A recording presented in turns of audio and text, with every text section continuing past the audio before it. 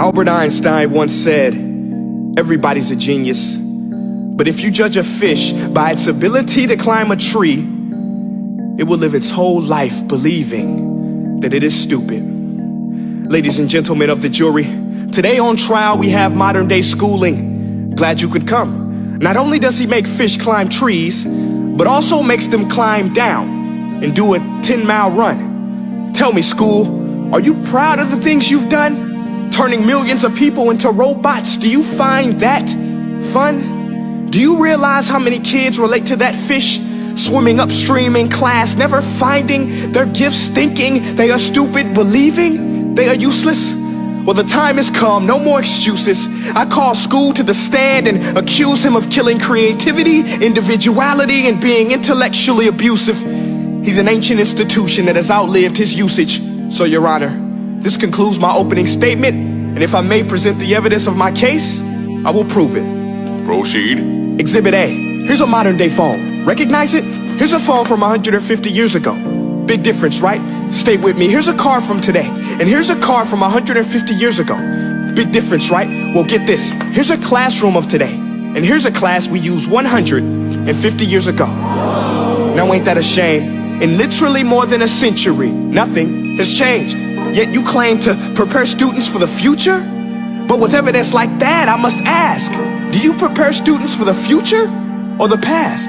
I did a background check on you and let the record show that you were made to train people to work in factories, which explains why you put students in straight rows, nice and neat, tell them sit still, raise your hand if you want to speak, give them a short break to eat, and for 8 hours a day, tell them what to think.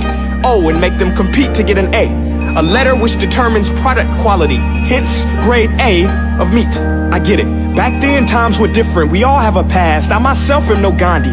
But today, we don't need to make robot zombies. The world has progressed. And now we need people who think creatively, innovatively, critically, independently, with the ability to connect. See, every scientist will tell you that no two brains are the same.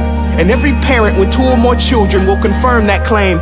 So please explain why you treat students like cookie cutter frames or snapback hats, giving them this one-size-fits-all crap. Watch your language. Sorry, Your Honor, but if a doctor prescribed the exact same medicine to all of his patients, the results will be tragic. So many people would get sick, yet when it comes to school, this is exactly what happens. This educational malpractice, where one teacher stands in front of 20 kids, each one having different strengths, different needs, different gifts, different dreams, and you teach the same thing the same way? That's horrific. Ladies and gentlemen, the defendant should not be acquitted. This may be one of the worst criminal offenses ever to be committed. And let's mention the way you treat your employees. Objection. Overruled. I want to hear this. It's a shame.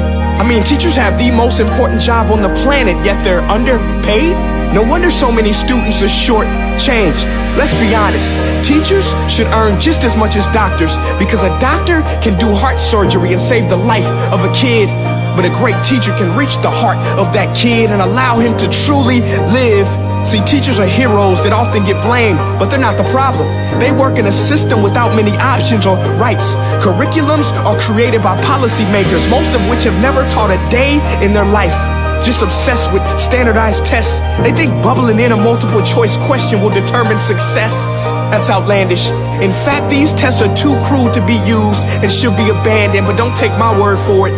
Take Frederick J. Kelly, the man who invented standardized testing, who said, and I quote, "These tests are too cruel to be used and should be abandoned." Ladies and gentlemen of the jury, if we continue down this road, the results will be lethal. I don't have much faith in school, but I do have faith in people. And if we can customize healthcare, cars, and Facebook pages, then it is our duty to do the same for education, to upgrade it, change it, do away with school spirit, because that's useless. Unless we're working to bring the spirit out of each and every student, that should be our task. No more Common Core. Instead, let's reach the core of every heart in every class. Sure, math is important, but no more than art or dance. Let's give every gift an equal chance. I know this sounds like a dream, but countries like Finland are doing impressive things. They have shorter school days, teachers make a decent wage, homework is non-existent, and they focus on collaboration instead of competition. But here's the kicker, boys and girls. Their educational system outperforms every other country in the world. Other places like Singapore are succeeding rapidly. Schools like Montessori, programs like Khan Academy, there is no single solution. But let's get moving, because while students may be 20% of our population, they are 100% of our future. So let's attend to their dreams, and there's no telling what we can achieve. This is a world in which I believe, a world where fish are no longer forced to climb trees. I'll rest my case.